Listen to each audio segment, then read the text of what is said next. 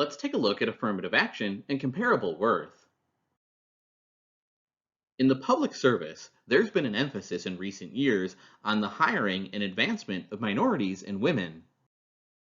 The national government has gone a long way to ensure that women and minorities are given at least strong consideration, if not outright preferential treatment, in decisions to hire government employees.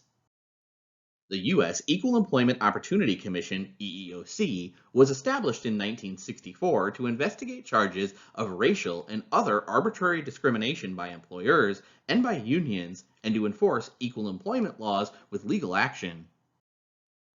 The principle of equal pay for equal work was firmly established by the National Equity Pay Act of 1963, requiring an end to any gender-based or other discrimination in compensation for individuals engaged in similar work.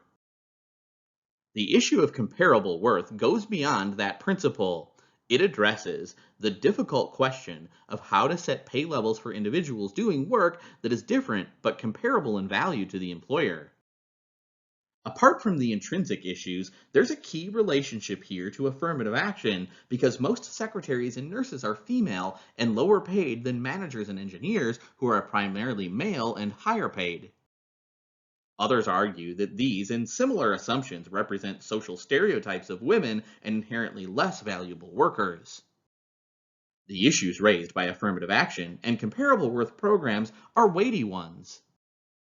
First, if a merit system is viewed as one that goes strictly by the applicant's job-related competence, then affirmative action conflicts with that objective.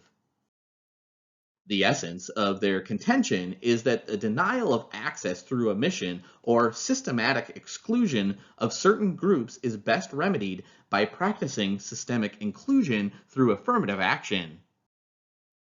Affirmative action is also said to be needed because of past biases in the intelligence, employment, and promotion testing processes of employers.